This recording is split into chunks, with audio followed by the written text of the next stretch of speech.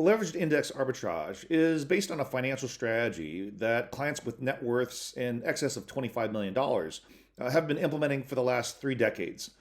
Now historically, access to platforms like this have been really restricted to decamillionaires, centimillionaires, and billionaires. But in 2018, I was able to get this platform approved to offer it to clients with substantially lower net worth amounts. Now, the platform uses a combination of a risk mitigation feature, kind of like a stop loss feature, to protect clients from market crashes, as well as leverage. In other words, using a bank's capital to maximize compounding in the early years. So, in today's webinar, I'm going to go through each component of leveraged index arbitrage and explain how it works and also explain why it works. So, before I do that, we're going to watch a brief 3-minute video clip of Tony Robbins recounting his experience interviewing hedge fund billionaire Ray Dalio. Now, Ray Dalio runs Bridgewater Associates, one of the largest hedge funds in the world. And when asked what elements he uses in his hedge fund, Dalio mentions 3 main elements that we use: leverage, risk mitigation, and backtesting. So let's take a look at this brief 3-minute video clip. Ray Dalio, the largest hedge fund in the world, 160 billion. A big hedge fund's 15 billion. When I was coaching him, when I was talking to him, he got a phone call from the premier of China who was asking for some coaching on some decisions they're making for China's currency, right? It was just, I know I got a chance to be with literally the Da Vinci of investing. Most average people never even heard his name, but you have to have 10 years ago, you should have a $5 billion net worth. And you had to give him $100 million to start with for him to talk to you. Today he won't talk to you and take your money no matter how much money you have. He's closed his fund out. He won't do a dime more. So in the end, he actually gave me a strategy that I said to him. I said, look, I said, Ray, I said, you're one of the most generous men I know. I said, you've just given me this incredible strategy, but the strategy was like explaining why most people lose money, and here's how he's made money in every market, right? Pretty complex strategy. And I said, the strategy's great, but it's kind of like you told me you want to build a chocolate cake, get some chocolate, get some sugar. You didn't tell me the amounts. I mean, the amounts are everything, right? You got to have the right amounts. And he goes, Tony, I can't give you that. That's my secret sauce. And I said, Ray, you can give it to me. He goes, I can't. He goes, that's why I get, that's why, I get the money I do. I said, no, you don't. You haven't taken money for 10 years. I said, you're going to give away half your net worth anyway. I said, you just got done telling me the average guy is never going to do this. Help me out. Give me your secret sauce, right? And I got him laughing. He goes, well, Tony, it's kind of complex. I said, I'm good at taking complex and making it simple. He goes, well, I use leverage. I said, create one without leverage so the average guy could do it. Right. And then I got this chill down the back of my spine when he said, well, it wouldn't be perfect. I said, your idea not perfect is better than anybody else on earth. I said, tell me. And then I took out a pen and I said, tell me the numbers, right? And he looked at me and goes, well, let's try this. And he starts to lay this thing out. So when I'm done, I can feel vibration in my body. Like I got something nobody's got that I can give to the world that'll be extraordinary. And he goes, go test that. He goes, don't, when people talk about testing, they look back 5 years or 10 years. He said, but the past doesn't equal the future that way. But if you were to test something over 75 years, the entire modern time of history, that's what you should test that formula. Back test it for 75 years, come back and tell me what you get. 85% of the time, it's for 75 years. Think of how much the world has changed in the last 10 years or 20 years. 85% of the time it makes money. The 15% of the time it didn't. The maximum drawdown in 75 years was not 20% like you've seen at 30 or 40, you've seen in the marketplace over the years. It's 3.9%. The average loss is 1.7, average gain is 10%. So if you could go to Vegas and you could be right 85% of the time, and when you lost, only lose, 1%, 1.7%, you'd be investing a little bit, you'd be gambling a little bit, right? So Ray Dalio mentions 3 main elements that we use in leveraged index arbitrage. Obviously leverage, risk mitigation, in other words, limiting your downside, and back testing, doing the due diligence to see how a particular financial strategy would have performed throughout several different historical periods in time. The one major element he didn't mention was the effect that taxes play in the long run, which I'll address in this webinar as well. So let's go ahead and get started. So there are 5 major advantages in the leveraged index arbitrage platform. Those 5 advantages include tax-free gains, tax-free drawdown retirement income, risk mitigation, we use responsible leverage, and the platform does increase certainty for the client. Let's go ahead and review each one of these 5 major benefits. We'll start with the tax-free gains. If we look at the different ways that different types of assets are taxed, we'll start off with a traditional investment.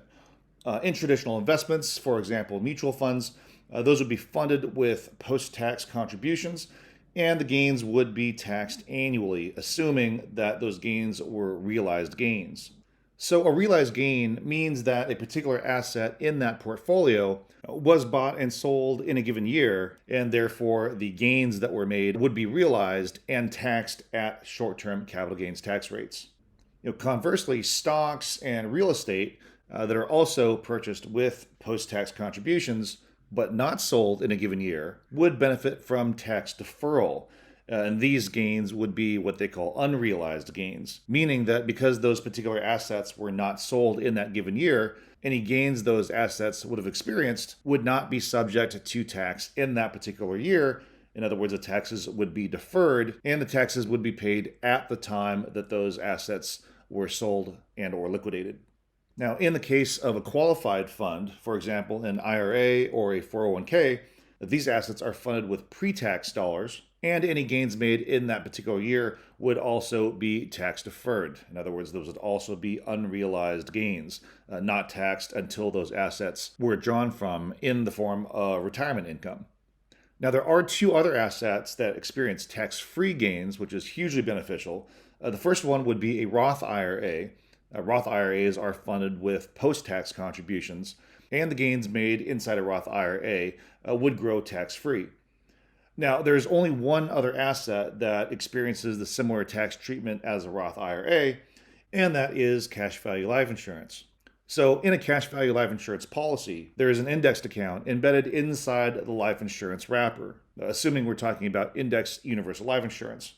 That index's growth could be correlated with the S&P 500 or a number of other index options. If that cash value life insurance policy is a whole life insurance policy, the cash value growth would be associated with dividend credits issued by the life insurance company. And in both of those cases, the cash value growth, whether it be associated with index returns or dividend credits, would grow tax-free as well. But it's not just the ongoing annual tax treatment of the growth of each of these assets that counts. The real value of favorable tax treatment comes in when you are drawing down from these assets in the form of income. So another one of the main benefits of the leveraged index arbitrage platform is that it allows a client to experience tax-free income drawdowns for retirement purposes. And just to show you an example of how much of a benefit the tax-free nature of these income drawdowns are, I'm going to show you an example here, and we're going to use the assumption of a $650,000 household income. We're going to assume that this is a married couple filing their taxes jointly, and we're going to assume that they live in the state of California. So when it comes to speculating the tax burden on investment gains, there are 2 different ways to make this calculation. Now, oftentimes you'll hear a lot of CPAs talk about the graduated tax brackets, which means that even if a household is making an income of $650,000 per year, they don't pay the top tier tax bracket on the entire earned income. They pay a lower percentage of taxes on the first X amount of dollars of earned income, and then a higher tax bracket on the next bracket of income, and then another higher tax bracket on the next bracket of income, and so on, all the way until they hit their top tier tax bracket. However, the way I look at the tax burden on investment gains and the tax burden on investment income is that for a household that's already earning $650,000 in earned income, as an example, they've already burned through all of those layers of tax brackets. And so any gains that they earn on top of their adjusted gross income under this perspective would be taxed at whatever the highest income tax bracket they are at based on their adjusted gross income. So based on that tax burden philosophy, someone living in the state of California would pay 12.23% in California state tax on those investment gains. They'd pay 37% in federal short-term capital gains tax. They would pay 20% in federal long-term capital gains tax. And they would pay 3.8% in federal Medicare tax. So under this tax burden perspective, let's take a look at how each one of those assets we previously looked at would be treated when it comes to tax burden. in a traditional investment that was funded with post-tax dollars. They would be taxed at short-term capital gains tax in the amount of 53.1%. And again, that would be applied to their realized gains. When it comes to stocks and real estate, when they do liquidate and or sell those assets, they would be subject to long-term capital gains tax. And under the assumption that they have a $650,000 household income, they're filing their taxes married jointly, and they live in the state of California, they would be subject to 36.03% in long-term capital gains tax. In their qualified retirement plans, whether they be an IRA or a 401k, again, these were funded with pre-tax contributions. When they do liquidate and they draw a retirement income from either an IRA or a 401k, they would be subject to short-term capital gains tax or ordinary income tax, which is basically the same thing, in the amount of 53.1%. Again, this is under the assumption that this household has already burned through all their graduated tax brackets because they're still earning an income of $650,000 per year. Now, the last two assets that we talked about before, the Roth IRA and the life insurance policy, not only are they not subject to a tax burden on any realized gains, they are also not subject to any tax burden when it comes to liquidate. In other words, when the client draws retirement income from either of these assets, they do not pay any taxes on that retirement income that they draw down from either of these assets. Now, the challenge with the Roth IRA is that someone that is making $650,000 in household income does not qualify for a Roth IRA, so they would not be able to contribute anything to a Roth IRA, which would really make the cash value life insurance policy the only asset they can contribute to, wherein they are not subject to long-term or short-term capital gains tax, and they are not subject to any ordinary income tax when they draw retirement income down from the policy value. Now, on the leveraged index arbitrage platform, the underlying asset we use is an indexed universal life insurance policy. And really, that asset can be used for multiple purposes. One, it is a life insurance policy, so there is a life insurance death benefit that can be used to replace the client's income that they would have earned if they were to live a nice, long, healthy life. In the unfortunate event, if the client were to perish early, whether that be a heart attack, a stroke, a car accident, cancer, something where they ended their life much earlier than expected, the life insurance policy would pay out the tax-free death benefit. But what a lot of wealthy clients do is they use the life insurance policy not only for the life insurance death benefit, they look at the life insurance policy as an additional alternative asset that's part of their overall financial portfolio. And one of the reasons they do that is that the life insurance policy adds another layer of protection over their overall portfolio by introducing a risk mitigation feature. So risk mitigation is one of the most important elements within an overall financial portfolio. So as an example, one of the main concerns that clients have is the volatility of the stock market. And more specifically, what would happen if the market crashed right before they were getting ready to retire?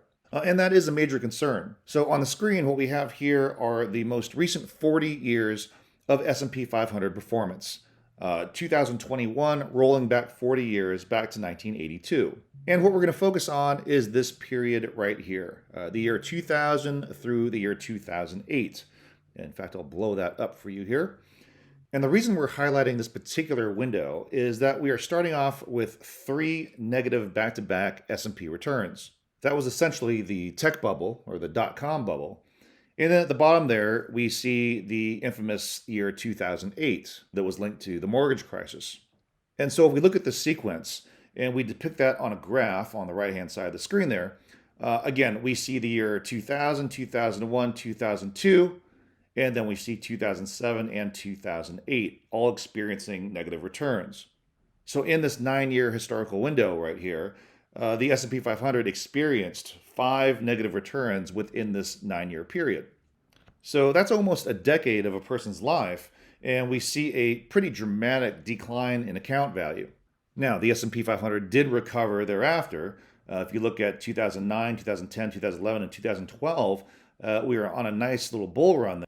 But essentially, it would have taken the client 13 years just to break even of where they were at the beginning of 1999.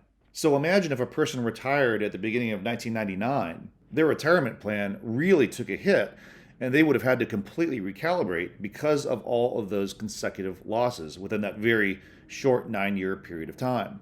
So, one of the ways we mitigate risk in the leverage index arbitrage platform is we have a 0% floor and a cap. Now, depending on the underlying product that we use, that will dictate the cap. So, some of these underlying products have a cap as low as 8%, some of these products have a cap as high as 12%, and some of these products have bonus features that can push that maximum allowable return in a given year, in other words, the cap, up to north of 18 to 19%. So let's talk about how this works. Again, this is the same historical 40-year window, again, 1982 through 2021. And we're going to take a look at this window here, starting with the same year, the year 2000. And I'll blow that up for you here. So as we see in the years 2000, 2001, and 2002, wherein the S&P 500 produced a negative return in each one of those 3 years, in this case, if you have a 0% floor, while the rest of the free world is taking those losses, the 0% floor would mean that your index account would credit 0% as opposed to experiencing a negative return.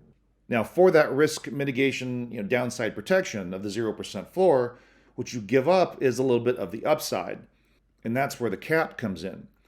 So if you were in a proposition with a 10% cap, that would be the maximum return you could experience in a given year. So if the S&P 500 did 5%, you'd get 5%. If it did 8%, you'd get 8. If it did 9%, you'd get 9. If you did 10%, you get 10. If the S&P 500 did 11%, you would only get 10. And if the S&P 500 did 30% or 40%, again, you would be capped at a maximum return in that given year of 10%. So on the graph on the right side of the screen, that kind of depicts what would have happened in each of those years. So as we see in the year 2000, 2001, and 2002, when the S&P 500 was experiencing negative returns, at least you wouldn't be experiencing the same losses. Again, in 2007 and 2008, while the rest of the free world was experiencing huge losses, in 2008 about a 40% loss, in this offering you would be protected with that 0% floor. And so over time, we don't see those drastic ongoing losses. But it's not just the risk mitigation feature that makes leverage index arbitrage so attractive, it's also the tax benefit. So if we take a look at the same backtested 40-year period, here are the historical S&P returns correlated with each one of those years. However, those are gross returns. And if we apply a modest 30% tax burden, the after-tax net return is substantially different. So what we're modeling here is a $1 contribution at the very beginning, and then tracking this historical performance, including the tax burden on an ongoing basis. And what we see here is that $1 would have turned into $11.08 at the end of that 40th year, ending in the year 2021. If, however, we use the 0% floor and 10% cap proposition, and we assume the 0% taxation on the gains, if we contribute that same $1 in the beginning of this 40-year sequence, by the end of the 40-year sequence, we have an account balance of $15.25. So in the graph on the right-hand side of the screen, the blue line represents the after-tax value of the S&P account with the unlimited upside and unlimited downside potential. And the green line represents the offering with the 0% floor and the 10% cap with the tax-free benefit.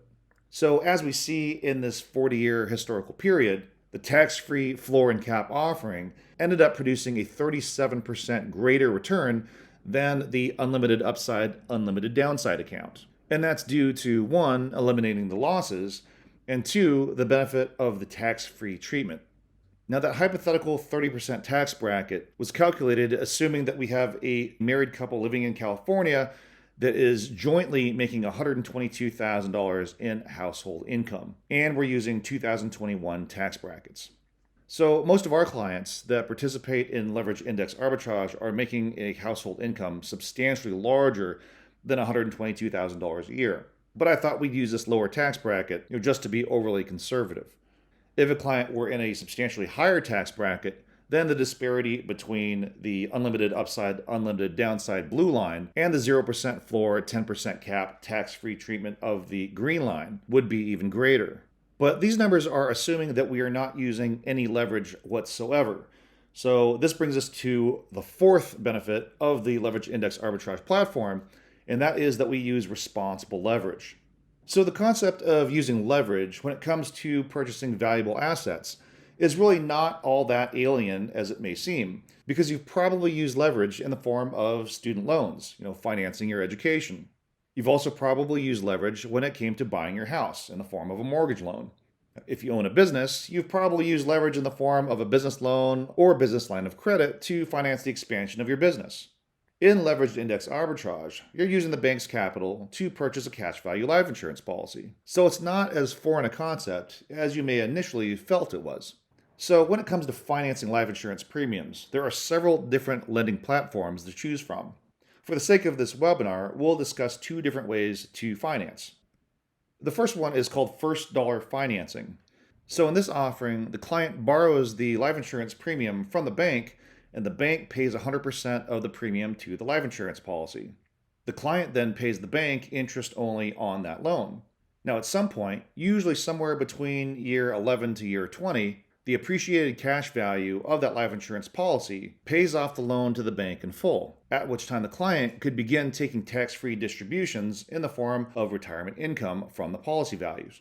Now, the client does not necessarily need to take tax-free income from the policy value.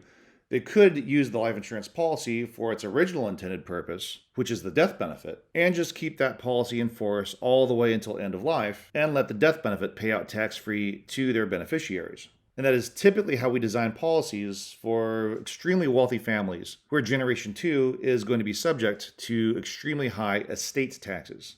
If that is not the case, and the client is using leveraged index arbitrage and the life insurance policy cash value as an alternative asset class, and they want to draw down tax-free retirement income from this asset class, they can begin doing so once the bank loan is paid off and they decide they no longer need such a large death benefit. Our algorithmic-based software will calculate how much that client can draw down tax-free income without extinguishing 100% of the policy's cash value, and at end of life, the life insurance policy will still pay out that tax-free death benefit to the client's beneficiary. So the benefits of this offering include the downside protection of the 0% floor. Introducing the bank's leverage increases the fund's compound growth because the client has substantially more premium dollars entering the contract, compounding over time. That growth is tax-free, and if they decide that they want to take retirement income drawdowns from the policy values, those income drawdowns are also tax-free. And of course, it is a life insurance policy, which includes a tax-free death benefit.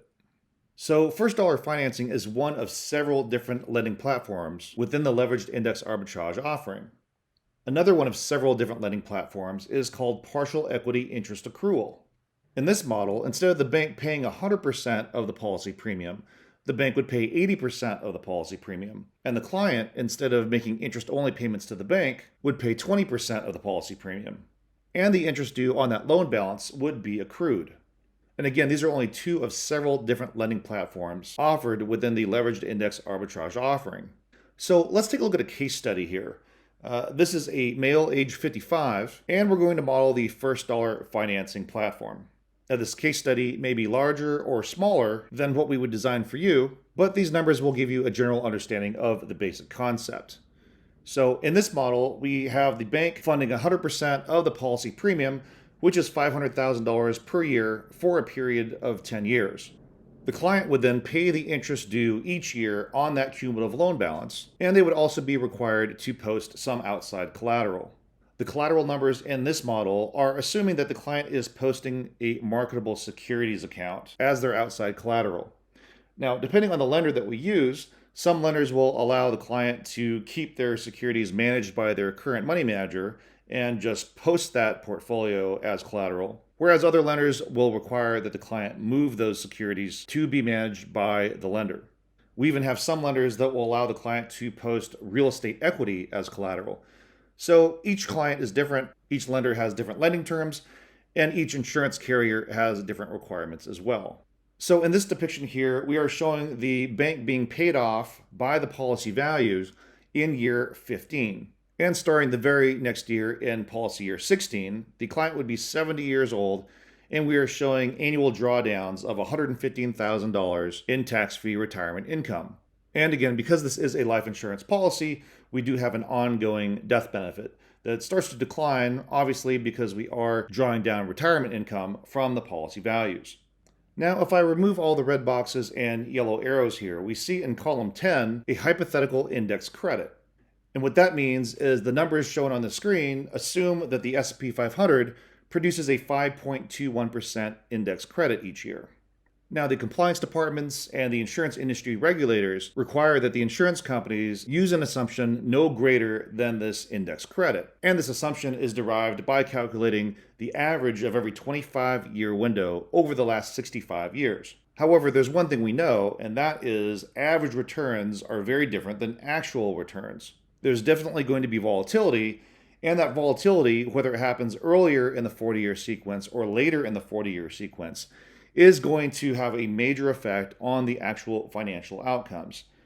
So what our firm did is we built our own proprietary in-house software where we can backtest literally 121 different 40-year historical periods of S&P 500 performance. So we believe this helps the client understand that there is going to be a potential range of outcomes depending on how the market performs.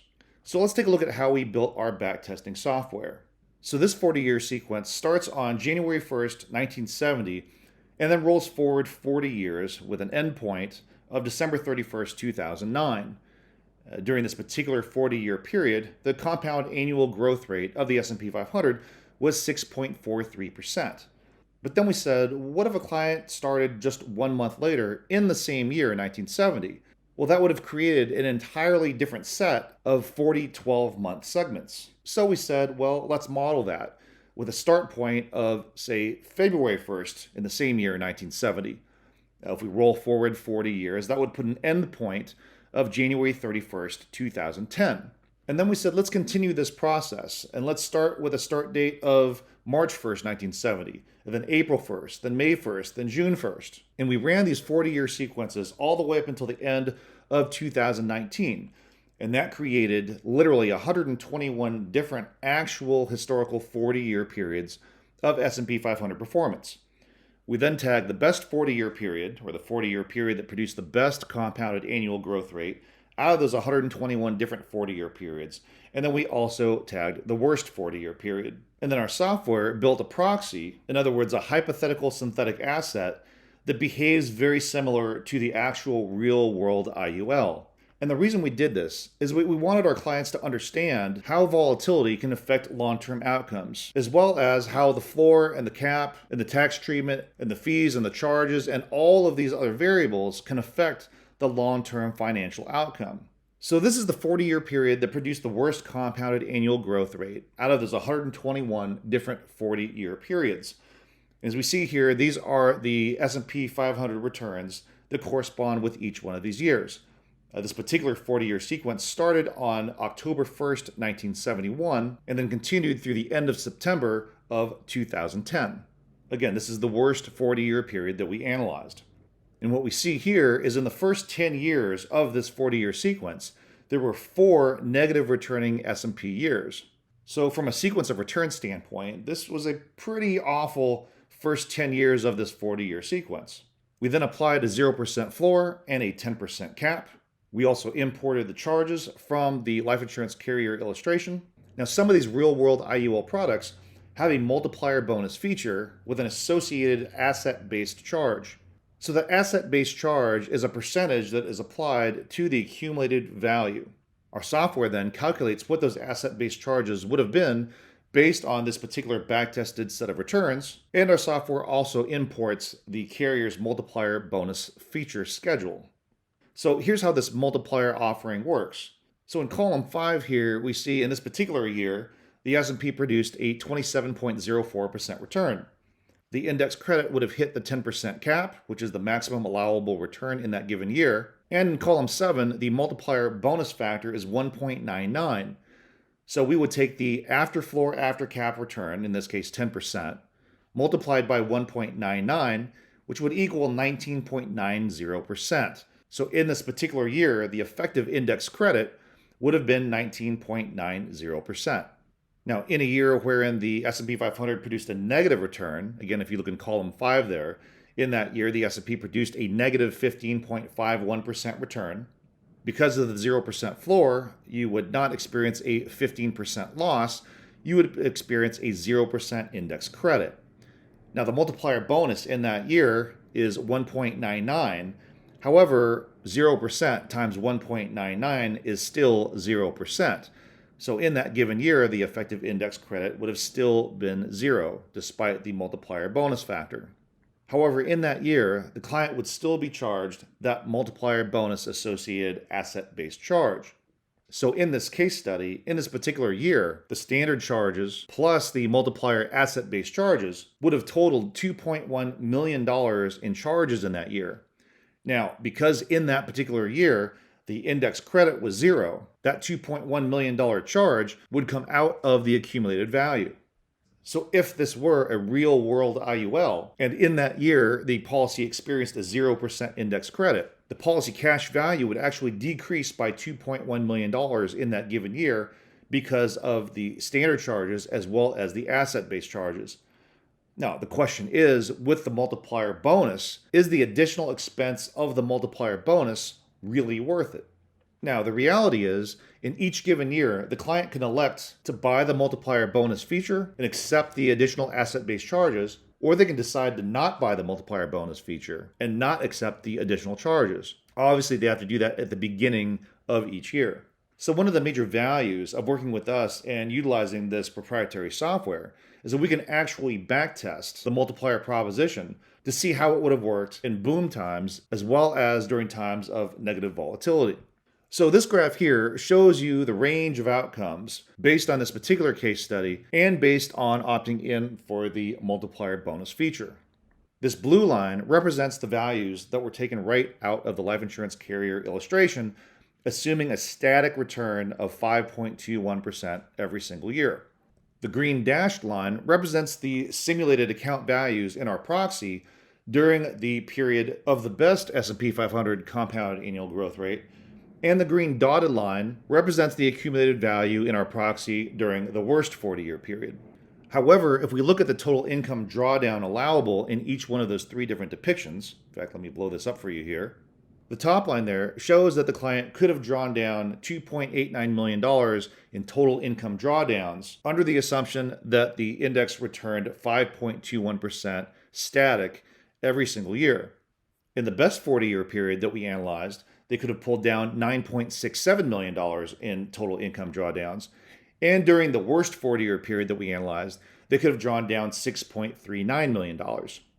So again, we think that it is a prudent thing to do in a more transparent way to explain to a client how this actually works by showing them a range of potential outcomes. We also believe that the client should see what their other alternative options are. So for example, if they didn't participate in the leverage index arbitrage platform, what else could they have contributed the same dollar amount to? So our software builds a hypothetical non-insurance based investment account, that's what we have in the blue there, which is a combination of back-tested returns of equities and bonds. For the equities returns, we are using historical S&P 500 returns, and for the bond returns, we're using historical 10-year T-bond returns. And we're assuming an allocation of 70% of the portfolio being in equities and 30% being in bonds. As we see here, during the best 40-year period, we could draw down substantially more income from the first dollar financing proxy.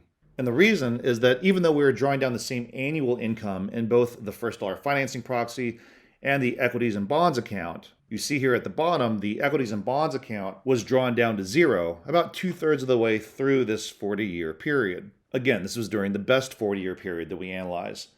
On the right side of the screen is the worst 40-year period that we analyze, and we drew down the same annual income from both of those assets. However, the equities and bonds account, again, that's the blue line there, got drawn down to below $600,000 by the end of that 40-year period, whereas the first dollar financing proxy had almost triple that account value at the end of that 40-year period.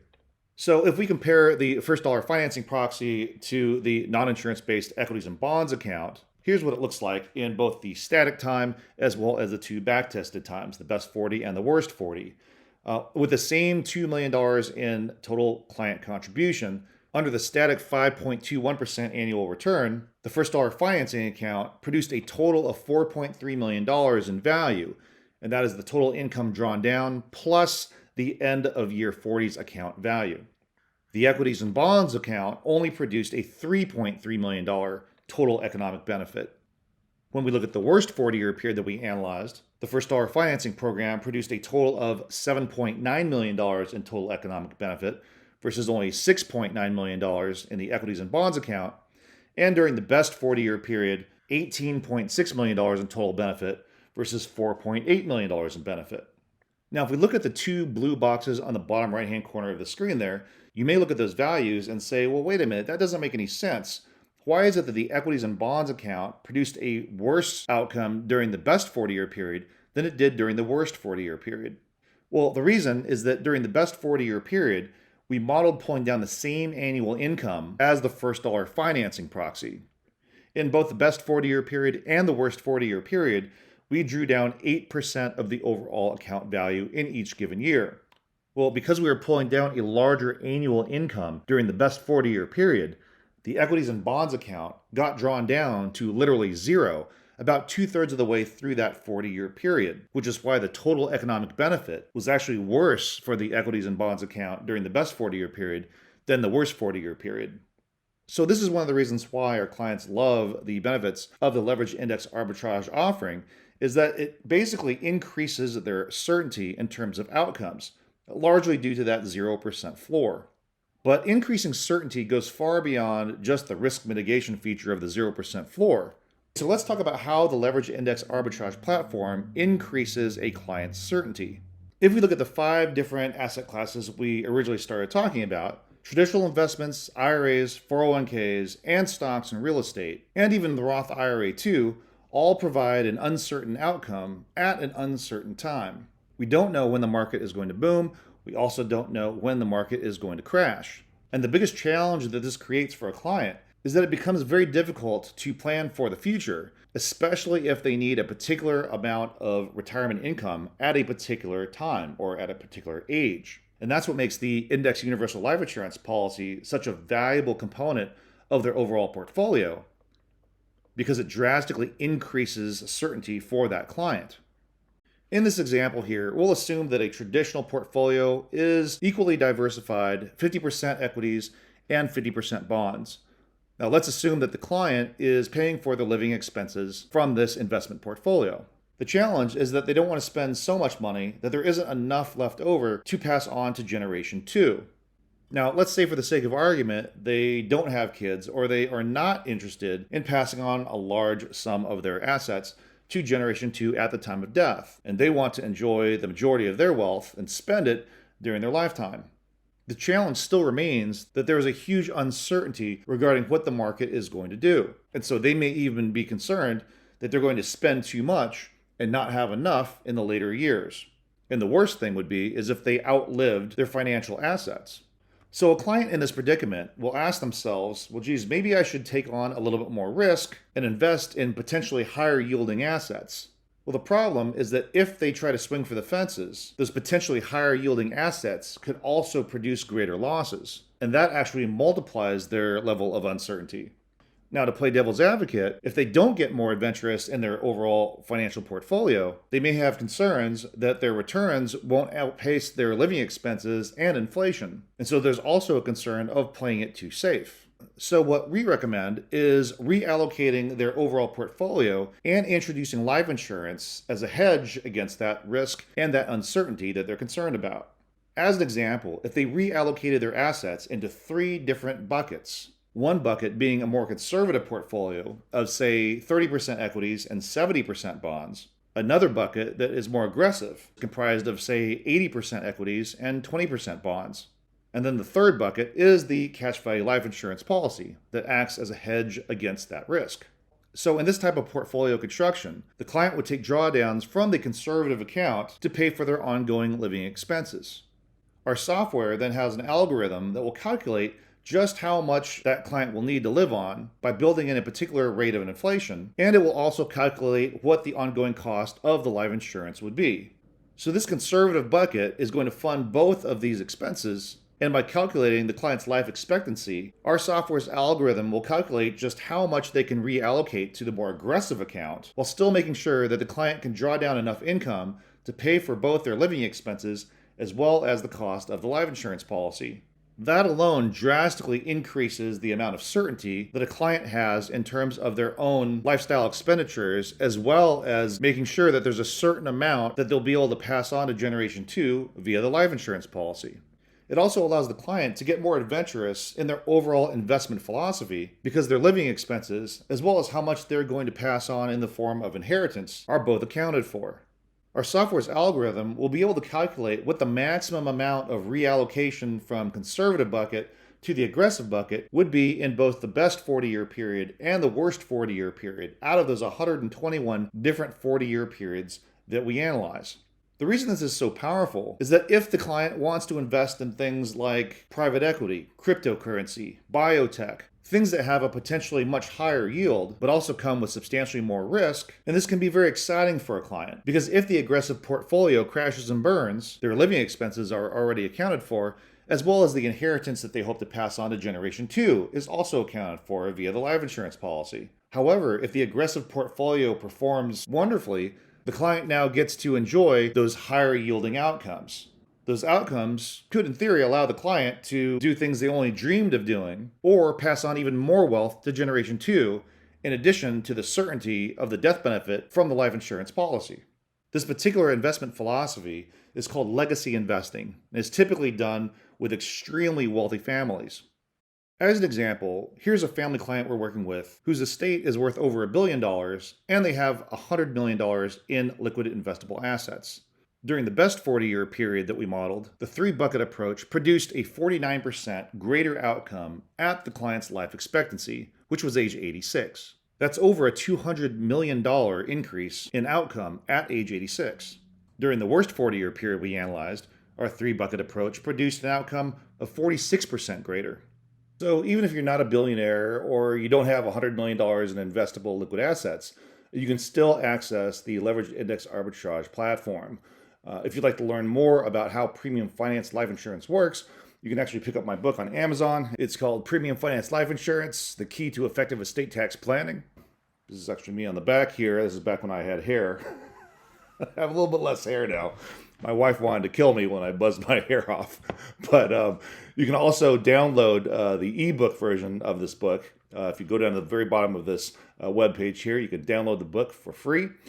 And if you'd like to access and watch any one of the sections that we went over in this webinar video, the tax section or the risk mitigation section or the leverage section, you can also scroll down to the bottom of this page here and click on each one of those separate sections and watch each section independently. And then lastly, if you'd like to inquire to see if you qualify for leveraged index arbitrage, go ahead and click on Contact Us at the very top of the webpage here, and one of our representatives will get in touch with you, usually within about 48 hours or less. So again, I'm Darren Sugiyama. Glad you could join this webinar, and I look forward to speaking with you soon. Have a great day.